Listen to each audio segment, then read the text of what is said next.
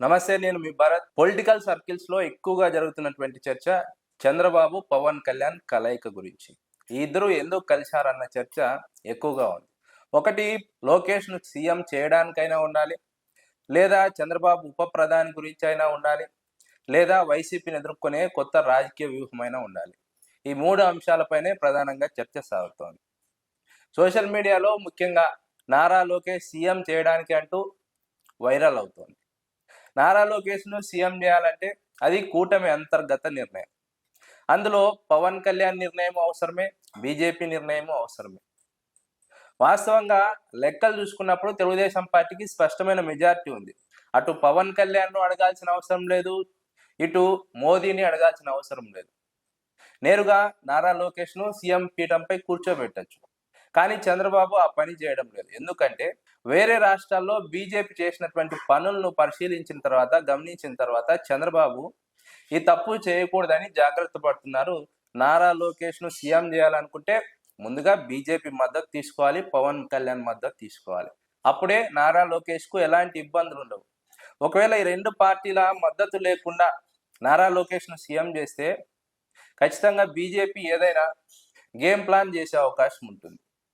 Telugu Desam party ఎమ్మెల్యేలను బయటికి తీసుకురావచ్చు, లేదా పవన్ కళ్యాణ్ సీఎం చేస్తామని హామీ ఇవ్వచ్చు, పవన్ కళ్యాణ్ బయటకు తీసుకొచ్చే ప్రయత్నం చేయవచ్చు. ఇలా బీజేపీ ఏదో విధంగా అస్థిరపరిచే ప్రయత్నం చేస్తుంది ఒకవేళ నారా లోకేష్ సీఎం అయితే. ఈ విషయాన్ని చంద్రబాబు నాయుడు గమనించి అందుకు తగ్గట్టుగా వ్యూహాత్మకంగా ఆ రెండు పార్టీల మద్దతు తీసుకునే ప్రయత్నం చేస్తున్నారన్నది ఒక ప్రచారం. ఇది ప్రచారం మాత్రమే. ఇప్పటి వరకు ఎలాంటి స్పష్టత లేదు, ఎలాంటి రాజకీయ ప్రకటన లేదు. మరోవైపు చంద్రబాబు ఉప ప్రధాని అంటూ కూడా ఒక ప్రచారం జరుగుతోంది. దీనికి పవన్ కళ్యాణ్ కలవాల్సిన అవసరం లేదు, పవన్ కళ్యాణ్తో భేటీ అయి దీని గురించి చర్చించాల్సిన అవసరం లేదు. ఎందుకంటే నిర్ణయం తీసుకునేది మోదీ, ప్రధాని చేతిలో ఉంటుంది ఉప ప్రధాని ఎవరు కావాలన్నది. కాబట్టి ఇక్కడ పవన్ కళ్యాణ్ను ఉప ప్రధాని అంశం గురించి చర్చించడానికైతే కలిశారని అనుకోవడానికి లేదు. అయితే ఎందుకు కలిశారన్నది ఇప్పుడు ఇంకో ప్రశ్న.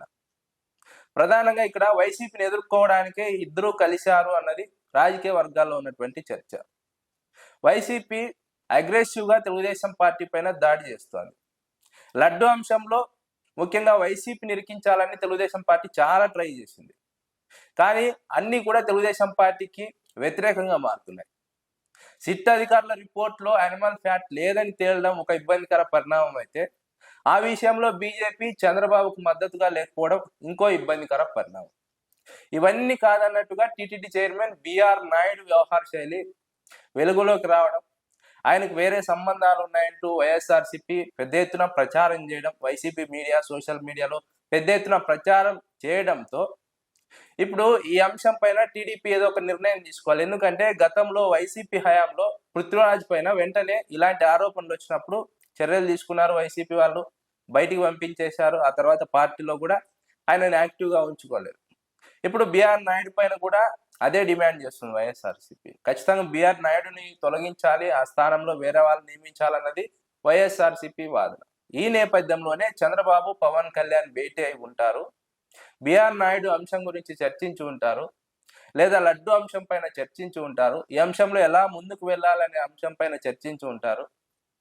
ఒకవేళ బిఆర్ నాయుడును టీటీడీ చైర్మన్ గా తొలగిస్తే ఎవరిని ఆ స్థానంలో నియమించారు? వాస్తవంగా ఇప్పుడున్నటువంటి ప్రచారం అయితే జనసేన వాళ్ళను ఆ స్థానంలో నియమించాలన్నది ప్రధానంగా జరుగుతున్నటువంటి ప్రచారం. కానీ తెలుగుదేశం పార్టీ టీటీడీ చైర్మన్ పోస్ట్ను వదులుకుంటుందా జనసేనకు అన్నది ఇంకొక ప్రశ్న.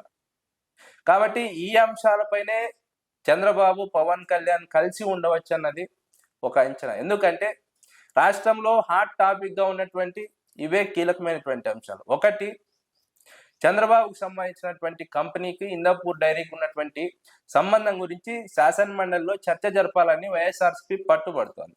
రెండు, బిఆర్ నాయుడు ఇష్యూ గురించి చంద్రబాబు పవన్ కళ్యాణ్ కలిసి ఉండవచ్చు, లేదా తిరుపతి లడ్డు అంశాన్ని ఎలా డీల్ చేయాలన్న దానిపై కలిసి ఉండవచ్చు. ఇలా ఈ మూడు అంశాలపైన ఎక్కువగా వీరిద్దరి మధ్య చర్చ జరిగి ఉండవచ్చు అన్నది ఒక అంచనా. వాస్తవంగా సోషల్ మీడియాలో వైరల్ అవుతున్నట్టుగా నారా లోకేష్ సీఎం గురించి అయి ఉండకపోవచ్చు, చంద్రబాబు ఉప ప్రధాని గురించి అయి ఉండకపోవచ్చు. కేవలం ఇది రాష్ట్ర రాజకీయాల గురించి, అందులోనూ వైసీపీని ఎదుర్కోవడానికి, వైసీపీని కార్నర్ చేయడానికి, వైసీపీని ఎదుర్కోవడానికి ఎలా స్ట్రాటజీ రూపొందించాలన్న అంశంపైనే ఖచ్చితంగా వీరిద్దరి భేటీ జరిగి ఉంటుందని చాలా మంది మాట్లాడుతున్నారు. ఇందులో ఉప ప్రధాని గురించి కానీ లేదా నారా లోకేష్ సీఎం గురించి కానీ పెద్ద చర్చ ఉండకపోవచ్చు అన్నది రాజకీయ వర్గాల్లో ఉన్నటువంటి మరొక ప్రచారం.